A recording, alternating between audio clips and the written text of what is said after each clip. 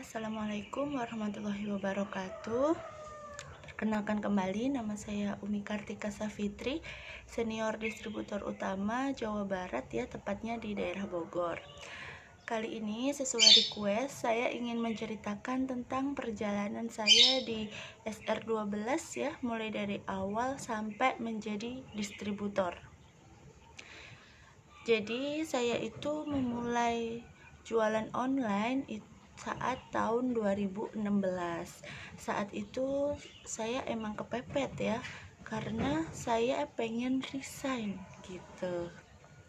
Saya lagi hamil 4 bulan dan saya pengen resign pas lahiran, artinya 5 bulan lagi kan. Nah, waktu itu saya melihat teman saya sedang gencar ikut kelas bisnis. Jadi saya kepo kan, kemudian saya ikut. Dan dia jualan buku ya. Jadi saya pertama jualan itu jualan buku bisnis, judulnya yang dikejar duit dari Facebook ya, mungkin sebagian ada yang tahu. Nah, saat itu karena jualan saya pun udah berjalan ya, akhirnya kalau jualan buku kan mungkin orang udah satu udah nggak beli lagi kecuali kita ngeluarin produk baru gitu kan. Nah, jadi kita harus cari target market terus. Akhirnya saya cari produk yang memiliki repeat order tinggi. Akhirnya sebenarnya saya nggak usah cari kemana-mana, karena saat kondisi hamil saya itu stop dari krim dokter dan akhirnya ketemu sama produk skincare gitu kan. Nah, jadi saya coba untuk jualan produk skincare gitu. Jadi tadi jualan buku plus skincare ya, karena kita tahu ya kalau kita jualan skincare, orang yang udah cocok itu bakal repeat order terus, bahkan nambah. Jadilah saya jualan 2 produk ya sampai sekarang. Jadinya buku juga masih, kalau ada buku baru atau ada PO, dan juga SR12 tentunya gitu. Nah, yang pertama ini sih sebenarnya kalau mau jualan itu kekuatannya berasal dari niat, dan niat itu dari diri kita sendiri ya. Nggak bisa kita itu dimotivasi orang lain sebesar apapun gitu ya, kalau diri kita itu nggak mengizinkan, itu nggak akan bisa terjadi. Jadi balik lagi ke niat ya. Dulu saya mulai jualan sambil kerja dalam kondisi hamil gitu ya. Nggak sedikit sih teman-teman seller itu yang kadang mengeluh, aku lagi hamil nggak bisa jualan, aku tuh masih kerja sulit jualan ya. Tapi kalau kita lihat banyak juga kok yang lagi hamil, lagi kerja, dia tetap jualan juga ada, karena memang motivasi terbesar itu dari diri sendiri. Jadi ketika kita ingin mulai jualan, temukanlah motivasi terbesar dari diri sendiri. Kalau kita udah menemukan hal besar, faktor why, kenapa kita jualan itu dari diri sendiri, insya Allah kita mudah menjalaninya. Dan itu gak peduli kondisi kita itu lagi susah atau lagi seneng gitu loh. Kadang ada juga yang beralasan, HP ku cuma RAM-nya segini, gak bisa buat jualan, gak enak gitu. Ya sama, sebenarnya saya juga dulu mulai jualan dari RAM 1 GB, dimana mau install Raja Ongkir susah, mau install Instagram susah. Jadi saya fokus di Facebook gitu. Dan kalau ada yang cari ongkir, gitu ya buat customer ya lewat web, kan ada ya di web ya yang di cekongkir.com atau cektarif.com gitu. Tapi justru dengan itu kita semangat, oh habis ini aku harus rajin jualannya biar nanti bisa upgrade HP gitu, karena itu kan senjata kita ya, senjata perang ya. Jadi yang pertama harus kita miliki adalah niat, benar-benar niat dari dalam diri. Jadi kalau udah niat dari dalam diri, mau kita punya keterbatasan apapun itu akan tetap jalan gitu. Dan memang kalau saya waktu itu kepepetnya karena saya mau resign gitu. Jadi saya mikirnya realistis ya, karena selama saya kerja kan kita berumah tangga tuh. Jadi saya itu punya anak ketika 1 tahun pernikahan ya. Jadi alhamdulillah nggak lama nunggunya. Cuman kan ketika saya mau resign, artinya kita butuh dong pemasukan baru, karena selama ini untuk hidup berdua itu kita pakai 2 keran rezeki ya, dari gaji suami dan gaji saya gitu. Jadi saya realistis aja, pokoknya dalam waktu 5 bulan karena tadi hamil 4 bulan ya, 5 bulan kemudian saya mau resign. Jadi dalam waktu 5 bulan saya harus udah punya penghasilan dari jualan sebesar gaji saya gitu.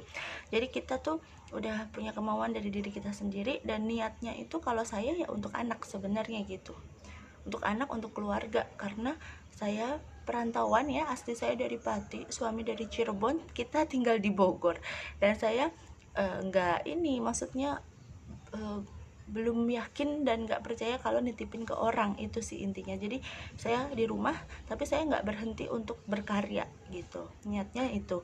Terus apa yang kedua, saya yakin ya, kalau kita udah niat kita harus yakin dengan niat itu. Saya mulai searching tuh orang yang jualan, ternyata kok mereka ini kayaknya hidupnya lebih enak gitu ya. Emang iya, karena apa ya, alhamdulillah waktu itu saya rajin ikut kelas jualan, beli buku jualan ya, dengan gaji sih, karena waktu itu masih punya gaji ya, tapi terganti lagi pakai profit jualan. Jadi akhirnya profit jualan itu kita sisihkan untuk upgrade ilmu, upgrade leher ke atas ya, karena semakin besar kapasitas diri kita, insya Allah semakin mengikuti kapasitas rezeki itu.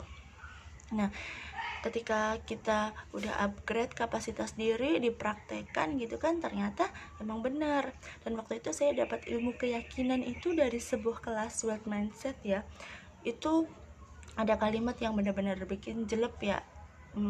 Kayak gini, kalau kita di rumah dan gak percaya bahwa kita akan dapat rezeki, itu berarti imannya diragukan, kalau nggak salah gitu kalimatnya. Intinya bahas soal iman gitu kan. Jadi saya rada jelek ya, karena aslinya yang ngasih rezeki itu kan bukan pekerjaan kita, tapi Allah wasilahnya dari pekerjaan. Karena kita melakukan sesuatu, kita kerja ya kita dapat gaji, aslinya tetap kan gaji itu dari Allah gitu.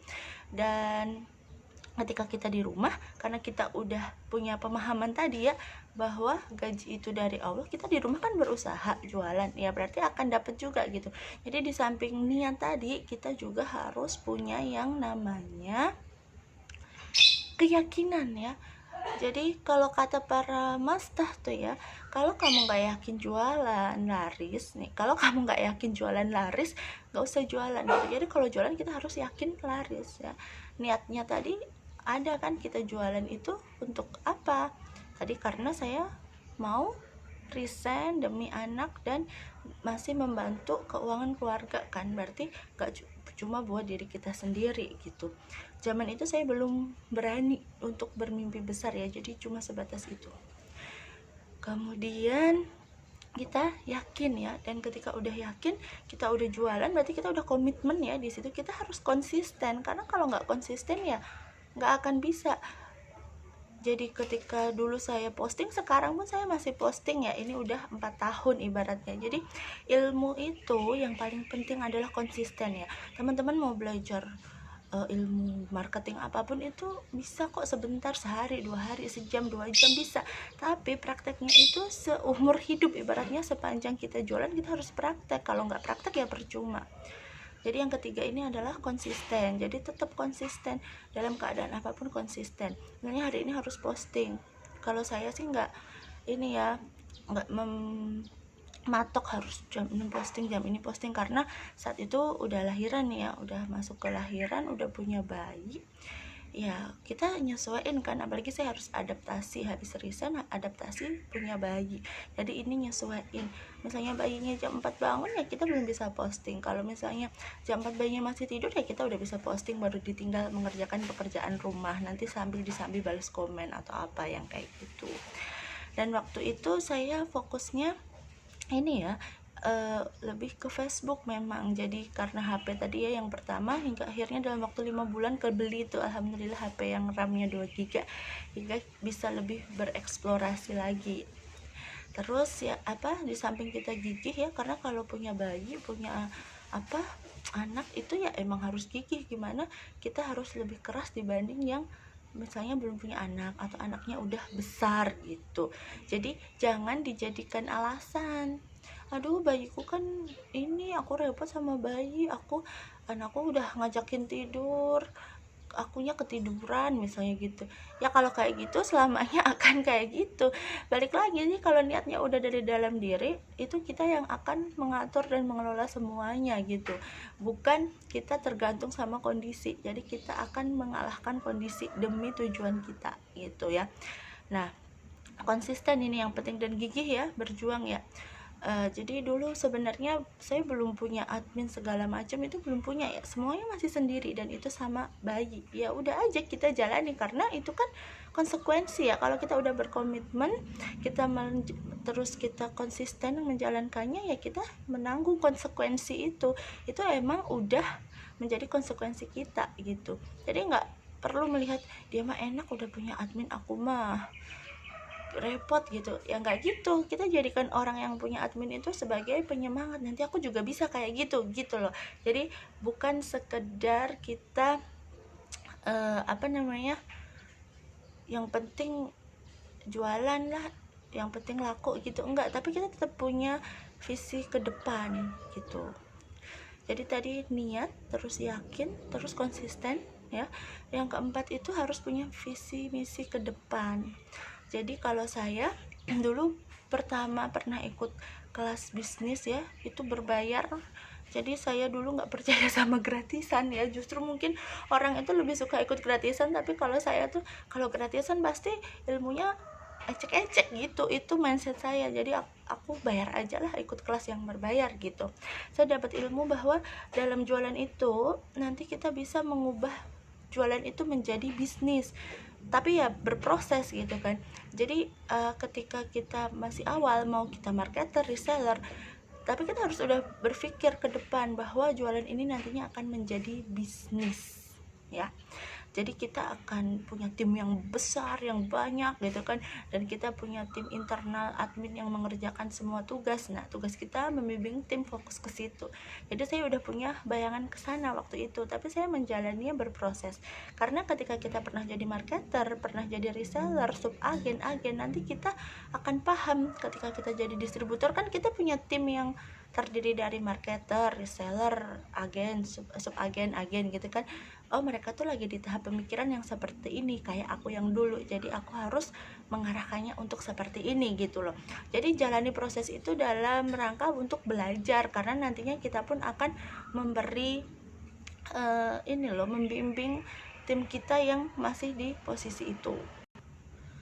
Jadi poin pentingnya itu tetap ya belajar, bahkan sampai sekarang juga masih sama poinnya, itu belajar gitu. Tapi kalau dulu gini, saya dari dulu ya mindsetnya gini, kalau aku belajar, misalnya kita sekolah tuh belajar kan nanti bonusnya nilai ya, tapi kalau di bisnis kita belajar bonusnya transferan gitu. Jadi nanti makin senang, aku belajar yang kayak gini dapat transferannya segini, suka gitu saya. Berarti kalau aku tambah belajar lagi nanti berpotensi menjadi lebih besar gitu. Jadi kita memiliki mindset yang terus berkembang, bukan seperti gini. Ada kan sebagian yang bilang, aku belajar yang segini aja udah bagus, ngapain aku belajar lagi gitu. Jadi jangan kayak gitu. Jadi kita miliki visi misi ke depan dan mindset yang besar. Nah, karena ini terjadi juga sama saya ketika berjalannya waktu tuh jadi agen selama 8 bulan kayaknya, omset saya itu tetap ya. Jadi omset saya tetap itu saya mikirnya gini, emang salah mindset waktu itu ya. Jadi ini jangan sampai terjadi di teman-teman. Waktu itu saya salah mindset karena gini, ya namanya ibu rumah tangga kayak gini juga udah alhamdulillah gitu. Tadi ya mah udah lulusan ini, lulusan itu, jadi ya wajar lah dia lebih besar dari aku gitu. Pernah punya mindset kayak gitu. Dan saya kan tadi ini ya bilang awal itu pengen dapat profit jualan sebesar gaji. Ketika itu udah kecapek, akhirnya saya stagnan di situ karena tadi mindsetnya sebatas itu. Makanya kita harus punya visi misi yang besar ke depan dan bermindset besar. Hingga akhirnya saya konsul tuh sama leader. Jadi teman-teman rajin konsul sama leader ya, karena mereka itu omsetnya udah banyak karena mereka udah melalui sebuah proses, dia udah melewati fase kita. Jadi ketika kita konsul, nanti kita akan dapat masukan dari mereka gitu. Nah, ketika konsul, Mbak Yani bilang gini, nanti Mbak Umi juga bisa kok kebeli kendaraan atau rumah dari hasil jualan SR12. Disitulah pikiran saya baru terbuka, karena saya mikirnya nggak sampai sejauh itu, makanya yang terjadi pun nggak sampai sejauh itu gitu. Karena balik lagi, yang kita pikirkan itu apa, nah itulah yang akan kita perjuangkan ya, dan akhirnya bisa menjadi kenyataan ya atas izin Allah gitu. Kalau kita nggak pernah kepikiran terhadap sesuatu, ya gimana kita punya keinginan untuk mencapainya gitu kan. Nah, jadi mulai punya visi yang besar ke depan tadi terkait tim seller, tim admin, kemudian bermindset besar juga. Dan punya yang selanjutnya adalah memiliki impian yang besar, karena kita itu punya Allah yang maha besar, jadi jangan takut untuk bermimpi besar gitu ya. Nah, sejak saat itulah saya baru punya keinginan untuk punya rumah gitu teman-teman. Jadi saya mulai jadi kayak gencar lagi gitu, ada semangat baru lagi dari yang stagnan selama berapa bulan, 8 bulan kalau nggak salah, yaitu di omset 20 juta saat itu, nggak maju-maju, serius ya. Terus habis itu saya mulai punya mindset yang besar, akhirnya saya berani bermimpi ya. Kalau kata orang nggak bisa punya rumah karena kalau nggak pinjem ke bank, ya itu mindset mereka, kita enggak. Kalau Allah menghendaki, jualan sabun pun bisa kok punya rumah gitu. Nah, akhirnya waktu itu omset saya bertahap naik ya, dari 20, 50, 80, pokoknya ini hingga akhirnya dari omset yang stagnan itu 5 atau 6 bulan kemudian saya bisa jadi distributor. Jadi dari 20 tadi naik terus, karena mungkin semangat yang kuat dan yakin ya. Karena kita itu kadang nggak yakin sih, mungkin orang iklannya sama, cara yang dilakukan sama, ilmu jualannya sama, tapi yang satu yakin, yang satu enggak, itu hasilnya akan beda. Jadi ilmu yakin itu penting ya, yang tadi saya sampaikan di depan tadi ya. Jadi harus yakin. Nah, alhamdulillah saat itu merangkak naik hingga jadi distributor ya. Sebelum jadi distributor ini ada sebuah kisah juga sebenarnya. Jadi mungkin ini bisa bermanfaat ya untuk teman-teman semua. Jadi saya itu di omset 20, antara 20 ke 30, saya itu merasa repot mengerjakan keuangan Excel gitu kan. Alhamdulillah saya udah mulai punya banyak tim ya saat itu. Jadi intinya sih saya branding aja, branding sebagai leader, branding sebagai penjual gitu kan. Alhamdulillah emang saya fokusnya di online ya, karena saya di rumah bareng anak yang gak mungkin untuk mau fashionin orang, itu kan bawa bayi, suami kerja, itu nggak bisa. Jadi saya pilih online, jalur percepatan ya. Makanya alhamdulillah sekarang ini banyak tim ya, di hampir di setiap pulau itu ada, Sumatera, Kalimantan, Jawa juga banyak, Sulawesi ada, Papua juga ada dari timnya distributor saya ya. Dulu pernah punya seller di Papua, tapi yang seller saya ini udah off, dan alhamdulillah masih ada di jaringan saya, itu masih ada gitu. Karena saya awalnya emang pakainya jalur online gitu, karena tadi waktu dan segala macam ya. Makanya kalau orang berpikirnya fleksibel itu akan lebih mudah sih. Aku nggak bisa ini ya tempuh jalur yang itu gitu, aku nggak bisa itu ya tempuh jalur yang ini gitu. Waktu itu saya rekrut admin untuk nyelesain urusan Excel, karena menurut saya ngurusin Excel itu kan dari beberapa orang ya, nyocokin orderan, nyocokin omset, itu memakan waktu yang lama ya. Kalau saya pakai untuk kerjaan yang lain, saya lebih bisa menghasilkan lagi gitu. Jadi saya rekrut admin dari seller sendiri, dan itu orangnya nggak deket, tempat tinggalnya nggak deket ya, orangnya jauh gitu. Jadi saya bikin channel Telegram berdua, saya kasih rangkuman di situ apa aja orderannya, ini omsetnya si ini omsetnya si ini, orderannya si ini, kayak gitu. Jadi dia yang mengerjakan gitu ya, kita nggak usah mikirin ini gitu, gajinya gimana, itu patokannya sekian gitu, kecuali omset saya naik nanti dapat bonus gitu. Jadi ketika waktu itu omsetnya segitu, saya kasih 1% ya ibaratnya gitu, ya nggak apa-apa lah dari omset gitu, insya Allah nanti nambah lagi. Karena ketika kita pekerjaannya dipegang orang, otomatis kita punya waktu luang lagi untuk lebih berkembang gitu kan. Nah, dan kita pun bisa ngebantu dia secara pemasukan, karena waktu itu admin saya masih marketer gitu. kemudian kapan saya rekrut admin lagi? Saya rekrut admin lagi itu pas saya punya stok ya. Jadi itu caranya gini, saya ambil dari harga terendah ya. Misalnya saya agen, terus bawah saya itu berarti kan kalau sub agen dia dropship kan pakai biaya packing ya. Nah kalau misalnya reseller kan enggak, jadi kita ambilnya ke reseller aja nih yang keuntungannya paling, range-nya paling sedikit nih. Misalnya agen kan 40, terus si reseller itu 20 kan, berarti masih ada 20% kan selisihnya, dan harga terendah barang kita itu 22.000 ya, anggap aja 20.000, berarti 20% dari 20.000 berapa? 4.000 kan. Nah itu harga terendah banget, saya kasih 1.500 sekali packing, itu dengan hitungan tadi barang terkecil dan cuma satu gitu loh. Jadi 1.500 packing gitu, itu kan udah enak gitu. Jadi waktu itu dianya juga setuju, karena saya belum bisa punya admin yang dengan bener-bener ngegaji sekian juta gitu loh, karena waktu itu masih merintis juga kan. Jadi saya pakai cara ini, rekrut admin tanpa modal namanya ya, karena kita ngambil dari keuntungan orderan. Kalau orderannya banyak berarti dia makin banyak juga gitu. Kalau yang kardus gitu jadinya 2000 gitu waktu itu. Dan ini waktu itu anak yang dia putus sekolah, waktu itu belum sekolah lagi ya, belum sekolah lagi, dia lagi berhenti sekolah, tapi akhirnya sekarang udah sekolah lagi, jadi udah nggak jadi admin ya. Nah jadi dari situ pun seneng karena semuanya udah dari saya kan, dia tinggal packing doang. Jadi orderan itu yang nulis segala macam udah dari saya, yang nyiapin pun udah saya, jadi saya yang ngambilin tuh. Karena awal-awal juga masih ke handle kalau ngambil aja kan, terus dimasukin ke plastik gitu, nanti dia tinggal pakein bubble solatip gitu.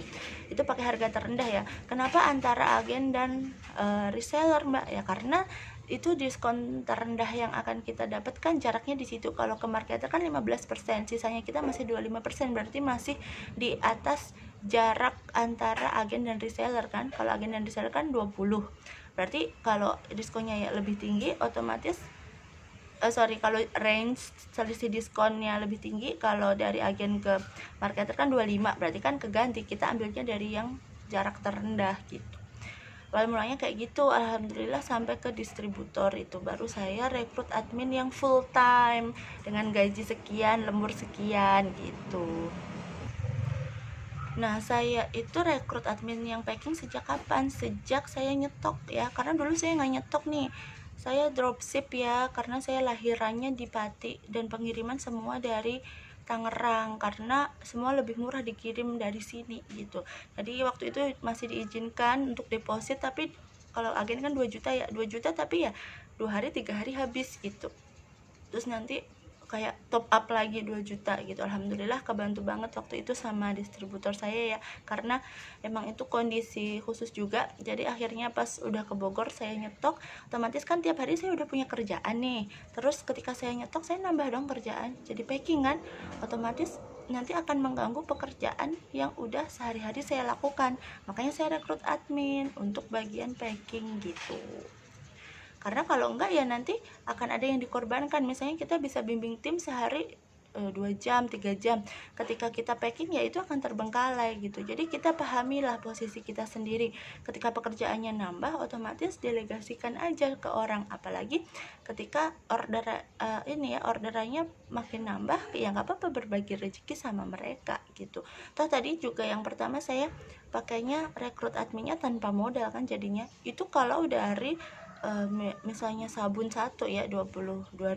Kalau misalnya ordernya minyak bulus kan cara packingnya juga nggak beda jauh sebenarnya waktunya kan. Nah kita masih dapat untung banyak karena cuma kepake itu kan 1.500 gitu. Ya kalau misalnya omset naik ya nanti pakainya bonus gitu kalau saya awal-awal. Nah habis itu baru punya yang namanya admin beneran ya. Nah kemudian di suatu hari, apa sih yang harus dilakukan ketika kerasa udah orderan banyak nih? Kalau distributor kan tim makin berkembang ya, alhamdulillah. Nah kita beli tools, jadi apakah harus selalu nambah orang? Kalau bisa diganti dengan tools atau alat, jangan nambah orang dulu, karena kan nanti menambah biaya pengeluaran kan. Jadi kita harus tetap memperhatikan ini loh sebenarnya, kapan kita pakai tools, kapan kita nambah orang gitu. Jadi admin tuh udah merasa kesulitan ketika pakai Excel. Jadi ketika udah punya admin yang bulanan nih, satu waktu itu dia udah merasa kesulitan karena Excelnya tuh kadang ada yang salah input, ada yang omsetnya keliru gitu.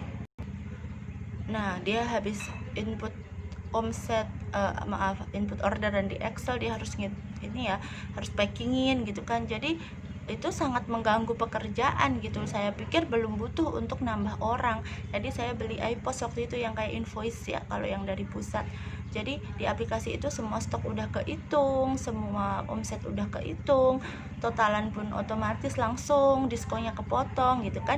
Jadi kita nggak perlu nambah orang dengan bantuan tools tadi. Nah, misalnya kita bayar admin sebulan 1.500.000 gitu kan, terus kita beli tools tadi, waktu itu saya beli 750. Itu kalau untuk rekrut orang baru kan 750 bisa gitu kan, tapi habis itu nanti bulan depan kita harus bayar terus. Nah, kalau tools ini kan sekali bisa untuk bertahun-tahun gitu ya. Jadi tadi udah saya ungkapkan bagaimana cara menjadi distributor. Semoga bermanfaat untuk teman-teman semuanya.